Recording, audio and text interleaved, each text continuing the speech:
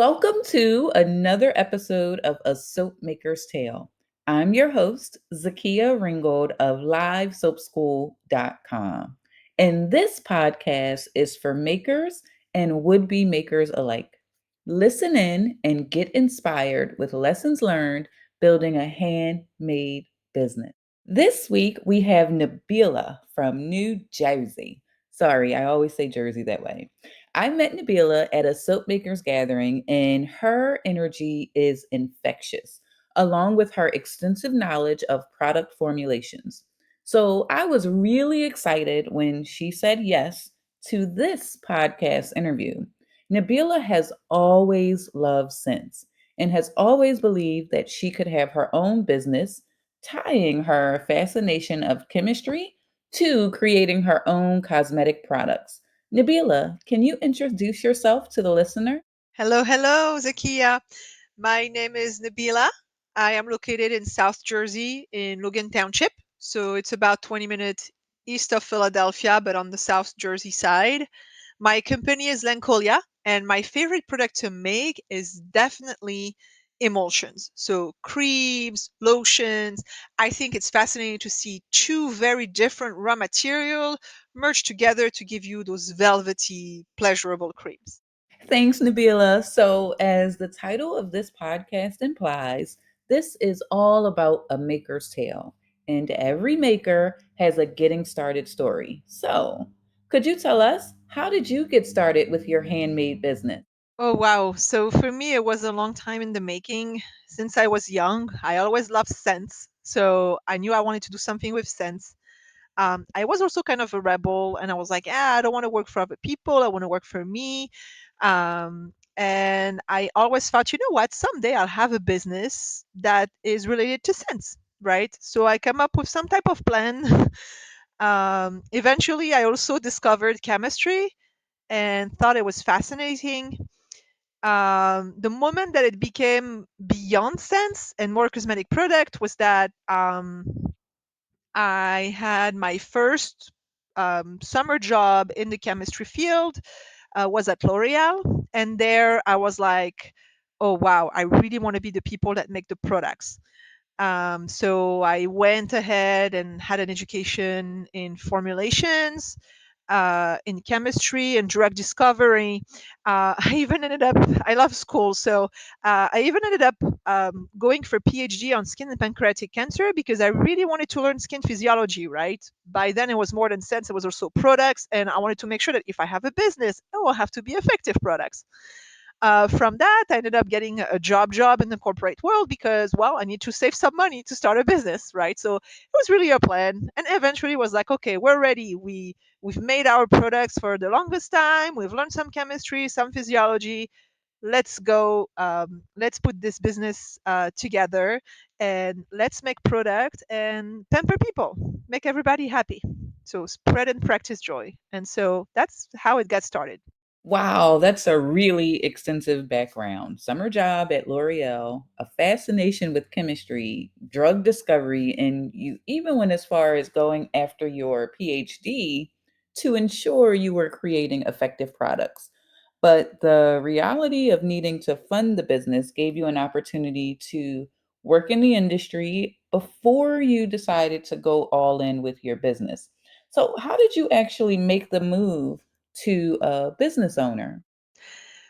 Well, as I mentioned before, it was kind of like a life plan. Now, don't get me wrong, I kept postponing, right? Because starting a business, it's really scary because you know it's going to be cost consuming. And me, I believe in data. I often tell people cash is king, but data is empire. And I'm a chemist too, so I felt like I didn't have the data. And eventually was like, you know what? Let's need no data. Let's just go do it and jump. Now life happens. Everybody has things that happen in life, but you try to make it work. And so there was not really a specific moment for me. It was just that I was exhausted by my corporate job, and it was time for me to practice the passion I was built for. And yeah, so that's pretty much how it started. So it got started, and you said going from practicing your passion and into a business. And you also mentioned that life doesn't necessarily always go as planned. And so I always like to get some of those challenges that you experienced that others may also be going through. So, what would you say were some of those challenges as you were getting started or even today in your business? Well, that one for me, it's very easy. It's marketing the product. I come from a technical background, and I mean, I just I'm not a marketer. I don't know how to talk about my product in a way that is, trying to sell things, trying to market it. I'm It's hard for me even right now as I'm trying to describe it. I love making products. I love pleasing people. I love the interaction with people, not necessarily to make a sale, but just to talk to people.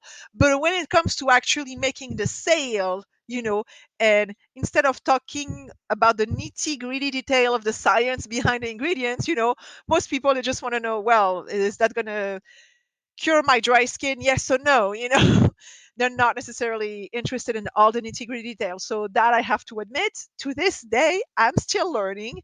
I am getting better at it, but definitely for me it's more like marketing and sales.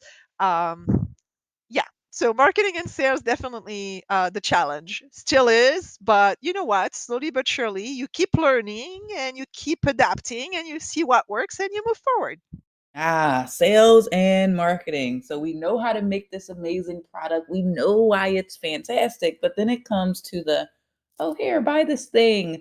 And so how do you overcome that or how do you work through that? Like you said, it's something that you still deal with today, but what are some things that you put in place so that you can plow through those challenges? Well, I sincerely believe in continuous learning. To me, that's what I would say, like, literally saved me in life. Not quitting, keep the passion going, and keep trying to figure out, the different plans. I always have plan A, plan B, plan C, in regards to like marketing and all these like salesy, like even those call to actions. I'm just trying to learn, try, push myself out of my envelope. And it's funny because as a person, I love to talk. I talk a lot, but when it comes to my products and my offer, I want to make sure to please people. And I'm just at this point trying to surround myself with people that can help me. I always ask questions. And at the end of the day, to me, what I see as the only way to overcome your challenges is to put yourself out there and just try and have plans and see what works, see what doesn't work, and then move forward with what works. And life is a journey, right? It's continuous learning. So yeah, pretty much putting myself out there and pushing out of my comfort zone, is what I do. Yeah, continuous learning is truly, truly a difference maker in whether or not we're able to keep going. How do you stay motivated as you are going through all of those things? What keeps me motivated? I mean, it's hard, really. Business is rough. It's rougher than I ever thought could be. To me, I always see things like, okay, when the day I die, I don't want to have a regret, right? I don't want to regret that maybe I stopped my business too early or I didn't give it a proper chance. And so for me, I really don't want to regret anything. So every time I'm thinking, I'm a planned kind of person. So I'm like, would I really regret? Is there something else that I could do? And then I also think about my children, right? Who do I want them to see? I want them to see maybe the woman that has exhausted all option and then decided, well, that's it. It's time to give in, right? You cannot also force something that doesn't work. Eventually, you have everything comes to an end eventually. So, um, I sincerely believe that number one, I want to make sure that I'm not going to regret anything that I'm doing. Number two, that um, I think about my children and I'm like, you know what? I want them to see that at least I try to exhaust all options. And until I reach that point, I won't stop. So that's kind of like what keeps me going. But business, it is brutal. It's way harder than I thought it was ever going to be. because once you're in business for profit, right? You're not in hobby anymore. And so there is all these things that you have to consider and do. And sometimes it even takes the fun out of the passion. But definitely, I want no regrets. So what motivates me is to think, have I exhausted all options? And if no, then let's keep going. Nabila, I love that framing of living with no regrets. Like when I die, nobody likes to think about that, but truly, have you done everything that you think you possibly could? And then also being an example for what your kids see as someone trying. And then I also like that you brought up the fact that going from hobby to business, there really is that profit that you are after in the business. So it does sometimes take that passion out of it. So, although business can have some challenges, what would you say are those things that you look forward to in your business, whether that be just you personally or even interacting with your customers? Well, I always say that, like, I would do what I'm doing today for free if bills and money were like, weren't a thing. For me, it's really the feedback that I get from my customers. When I get people that are really so enthusiastic and so crazy about the product that then they buy it and they give it to someone else because they think it's that awesome and that it helped them solve either a problem or something, a bit more deep, where they like a scent so badly and it reminds them of a moment of their past. To me, these are the things that I love above all. And so definitely for me is the customer feedback about their experience, how happy they are. To me, this is really priceless.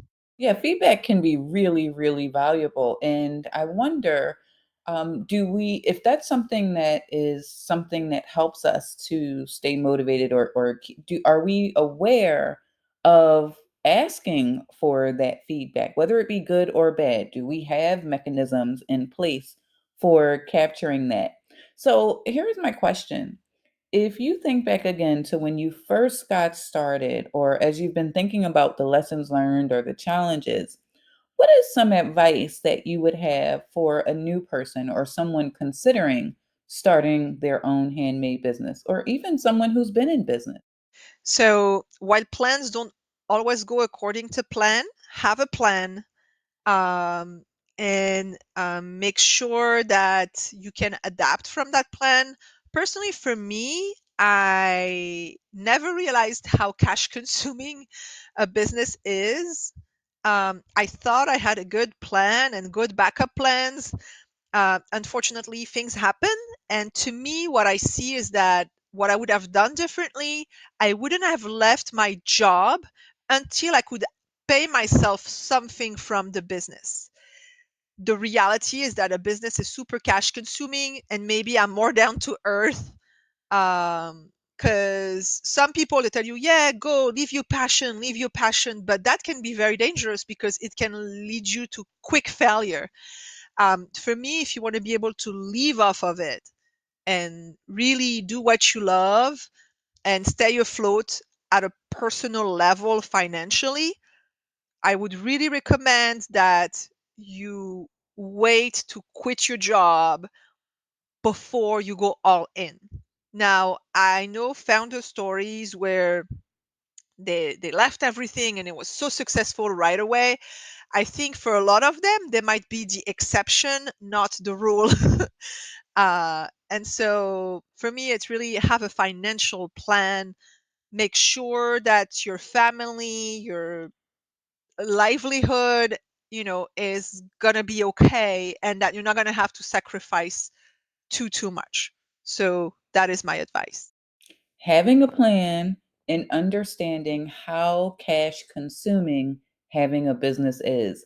Like, I never really paid attention to what I was paying for shipping boxes, gloves, all of those elements come into play with the business, and really having a budget and a clear plan for how you are going to accomplish things that you have set out for your business is really good advice. And what I really love about what you said is don't quit your day job so quickly. Use your day job to fund your business until your business can pay for itself. And so I really appreciate your transparency and really having people to consider, am I making enough in this business to sustain my family, and not just jumping because you've heard the latest guru say quit your job. What you see on social media a lot of times is just that, a highlight reel. And if there are those that are being very, very successful early on, you have no idea what happened behind the scenes, any other marketing they had in place. And what you see is typically, like Nabila said, the exception and not the rule. Nabila, I always like to leave room for anything I may not have asked. So, is there anything else that you would add for people? I would say focus on you, not on others. Especially in this world, it's very easy to get distracted and see other people, and you think, oh my God, look, she's so successful, and this and this and that. But the reality is that you don't know the inners.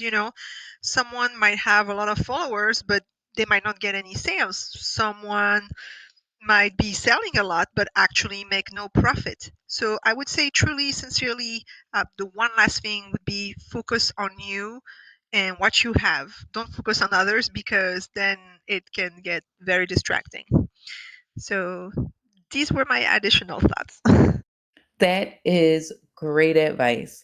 Nabila, where can people find you? What's your website, your social media handles? Let us know. So you can find me online through Facebook and Instagram. Name is Lancolia, Lancolia. The website is www.lancolia.com. And you can also visit me in person with appointment in Logan Township if you're not too far. I love to meet people and talk to people. So if you want to stop by, say hi, just give me a holla. And I'm always available through contact@lancolia.com. Well, that's it for this week's episode of A Maker's Tale. I'd really like to thank Nabila for sharing her insights. Be sure to check her out on Facebook as well as her website of Lancolia.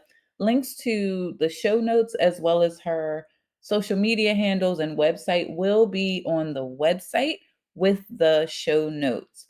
So, what I really appreciated about this interview is just how transparent Nabila was. We often see so much in our TikTok society and social media society, but really taking the time to plan out what it is that we're doing for business and focusing in on ourselves. I hope that you found value in this. I am your host, Zakia Ringgold of LiveSoapSchool.com, reminding you to go out and create something amazing. Thanks for listening.